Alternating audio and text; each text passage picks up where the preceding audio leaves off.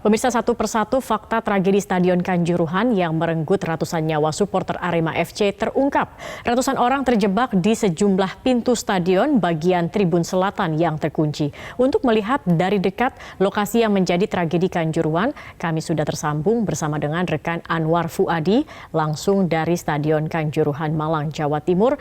Adi, dapatkah Anda gambarkan bagaimana sebenarnya suasana di Stadion Kanjuruhan saat ini? Ya, Zakia, memang hari ini Stadion Kanjuruhan yang terletak di Kecamatan Kepanjen, Kabupaten Malang selalu ramai didatangi oleh masyarakat. Tidak hanya berasal dari Malang Raya saja, namun juga berasal dari daerah, terutama para supporter Aremania dan juga Aremanita. Bahkan tadi kami juga melihat supporter Persebaya, ada bonek juga datang ke sini. Tujuan mereka sama, yaitu memanjatkan doa, lalu kemudian tabur bunga sebagai bentuk bela sungkawa dan juga untuk mengenang ratusan supporter yang meninggal dunia dan juga yang terluka akibat insiden yang terjadi pada 1 Oktober kemarin. Nah, bisa Anda lihat di samping saya saat ini, meskipun hujan begitu ya, tidak mengurangi antusiasme masyarakat untuk datang ke sini untuk sekedar berdoa, mendoakan begitu ya, Aremania dan juga Aremanita yang kemarin meninggal dunia akibat tragedi yang terjadi di Stadion Kanjuruhan. Dan di belakang saya saat ini bisa disaksikan, ini adalah bunga begitu ya yang ditaburkan oleh setiap orang yang datang ke sini. Selain bunga ada juga shawl, bisa Anda lihat di sini ada kaos juga di sana dan sejumlah tulisan bentuk kekecewaan dan juga desakan untuk mengusut tuntas kasus yang menewaskan supporter Aremania dan Aremanita. Nah, taburan bunga yang saat ini Anda lihat di depan G13 ini jauh lebih banyak daripada saat pertama kami ke sini. Karena memang sudah banyak orang yang datang ke sini setiap harinya, pagi, siang, malam banyak yang datang ke sini.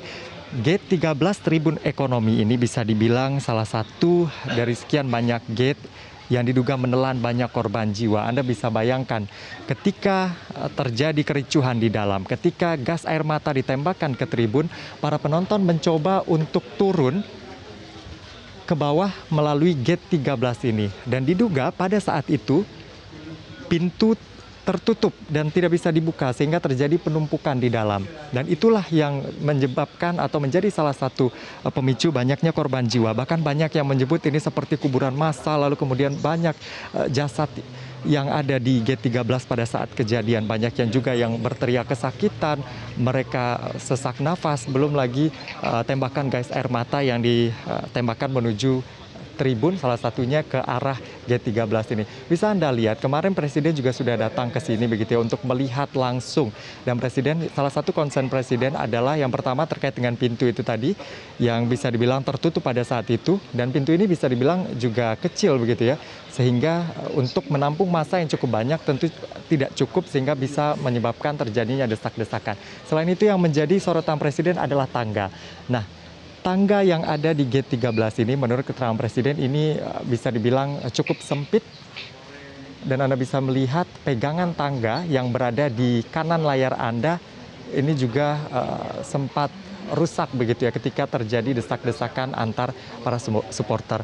Begitulah kondisinya pada saat terjadinya kerusuhan di dalam.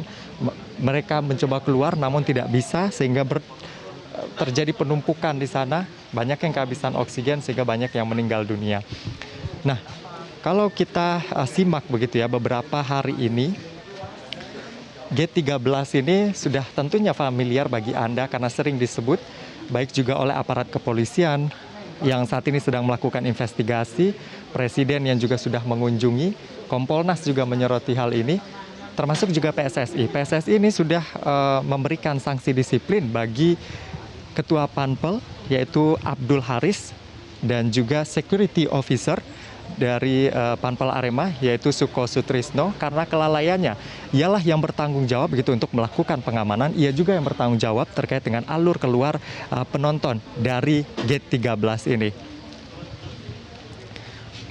Ya, di sini cukup banyak orang yang datang begitu ya untuk memanjatkan doa tentunya. Nah, di sebelah saya mungkin saya bisa salah seorang pengunjung di sini. Halo Pak, selamat sore, dengan Pak siapa Pak? Pak Andi. Pak Andi ini datang dari mana? Warga Malang atau bagaimana? Malang. Oke, Pak, bisa dijelaskan, bisa diceritakan tujuan Bapak datang ke G13 ini, Pak? Ya, apa itu kita turut berduka cita atas meninggalnya Aremania dan Aremanita. Gitu aja. Sebagai warga Malang begitu ya, apa keinginan Bapak setelah terjadinya insiden kemarin? Apa tuntutan Bapak, Pak, sebagai Aremania, Pak? Ya, semoga tidak terjadi lagi seperti ini. Keinginannya gitu aja. Ya, ini menjadi pelajaran juga bagi kita dan kita masih berduka juga ya, Pak ya. Kita harapkan ini pengusutan kasus ini bisa segera dilakukan. Dan selain tempat spot saya berdiri saat ini, gate 13 yang juga dipenuhi karangan bunga dan juga taburan bunga adalah gate 12, 11, lalu kemudian juga gate 10, 9, dan 3. Nah, 6 titik ini diduga menjadi titik paling banyak jatuhnya korban jiwa dan ini sudah dikonfirmasi juga oleh Kadif Humas Mabes Polri karena CCTV di ke-6 titik itu saat ini masih terus didalami. Selain gate, yang ramai di Stadion Kanjuruhan ini adalah patung singa. Nah, patung singa yang ada di depan, patung singa Jawara yang ada di depan Stadion Kanjuruhan ini memiliki histori tersendiri. Patung ini baru diresmikan begitu ya pada saat HUT Arema ke-35 pada Agustus lalu. Harapannya patung ini adalah untuk memberikan semangat bagi Aremania, Aremanita, lalu Arema FC untuk menjalani laga yang ada pada Liga 1 ataupun laga-laga selanjutnya. Namun sayangnya hari-hari ini patung tersebut ternyata menjadi monumen duka. Banyak karangan bunga juga yang ada di sana, banyak yang datang dan berdoa di sana. Itulah kondisi di Stadion Kanjuruhan akhir-akhir ini. Memang pada saat awal kejadian pada hari Minggu stadion ini sempat ditutup, namun dibuka kembali dan banyak masyarakat yang datang. Kalau saya lihat sore ini sebelum hujan begitu ya, sebelum hujan tadi memang luar biasa banyak sekali masyarakat yang datang ke sini. Zakia. Iya, Adi, kemudian kemarin Presiden Joko Widodo menginginkan adanya evaluasi menyeluruh maksud kami terkait dengan stadion-stadion ini. Apa saja kemudian yang menjadi fokus begitu terkait dengan evaluasi dan juga bagaimana tanggapan dari pemerintah Kabupaten Malang?